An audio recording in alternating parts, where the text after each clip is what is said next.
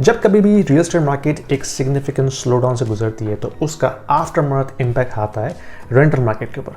आइए इस पर बात करते हैं। कनाडा की दो मेजर मार्केट्स हैं, GTA और ग्रेटर वैंकूवर एरिया। ये दो मार्केट्स जो हैं वो रियल एस्टेट इंडस्ट्री को ड्राइव करती हैं कनाडा के अंदर। और हमने देखा कि लास्ट ईयर्स में एक सिग्निफिकेंट बुल रन आया जो पीक पे गया फरवरी 2022 के अंदर, और वहाँ से इसने सिग्निफिकेंट डाउन टर्न लिया। और हम देख रहे हैं कि मंथ ओवर मंथ प्राइस और सेल्स वॉल्यूम दोनों जो हैं वो सिग्निफिकेंटली डिक्रीज होते जा रहे हैं। लेटेस्ट ट्रैप स्टैटिस्टिक्स के हवाले से अगर हम देखें तो ये बता रहा है कि 47% ईयर ओवर ईयर डिक्लाइन है। प्राइस करेक्शन भी हुई है, लेकिन ऑफ कोर्स इसमें से अभी भी पॉजिटिव दिखा रहा है क्योंकि वो जून की प्राइस से कंपेयर कर रहा है। लेकिन अगर आप वॉल्यूम देखें, समर जो है वो पीक मार्केट का टाइम समझा जाता है रेजिडेंशियल मार्केट की एक्टिविटी में।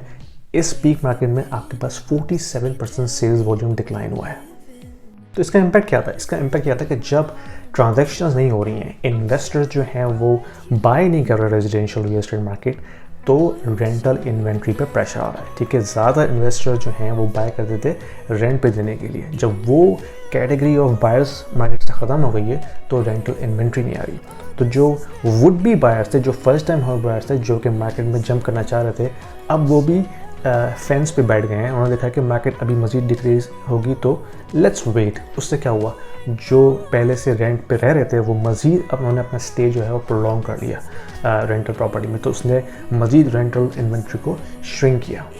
उसका इम्पैक्ट क्या होता है? Simple demand and supply rule. जब आपके पास सप्लाई ऑफ रेंटल यूनिट जो है वो कम हो गई तो ऑटोमेटिकली डिमांड ऊपर चली जाएगी। डिमांड ऊपर जाने से क्या होगा, रेंटल ऊपर चले जाएगा, जो कि इस ट्रैप की स्टैटिस्टिक्स में नज़र आता है। जो कि हम देख सकते हैं कि average 1 bedroom apartment rent has gone up 20% compare to last year. 20%, that is a significant move. और जैसे जैसे आप टाउन हाउसेस की तरफ जाते हैं या डिटैच हाउसेस में जाते हैं, वहाँ पर रेंटल इस वक्त जो है 3000 से 3500 अ मंथ मार्केट में इस वक्त चल रहा है। उससे हमें पता ये चलता है कि रेंटल मार्केट मज़ीद टाइट होने वाली है, यानी कि आपके पास इन्वेंट्री ऑलरेडी नहीं है और जो लोग अपनी रेंटल एग्जिस्टिंग लोकेशंस को खाली नहीं कर रहे तो उससे मज़ीद प्रेशर आएगा रेंटल मार्केट पे और रेंट्स ऊपर जाएंगे। और जब न्यू इमिग्रेंट्स आएंगे तो उनको भी तो रहने के लिए घर चाहिए, तो वो आते के साथ तो नहीं ख़रीदेंगे, वो रेंट पे रहेंगे, तो उससे मज़ीद रेंटल मार्केट पे प्रेशर आएगा।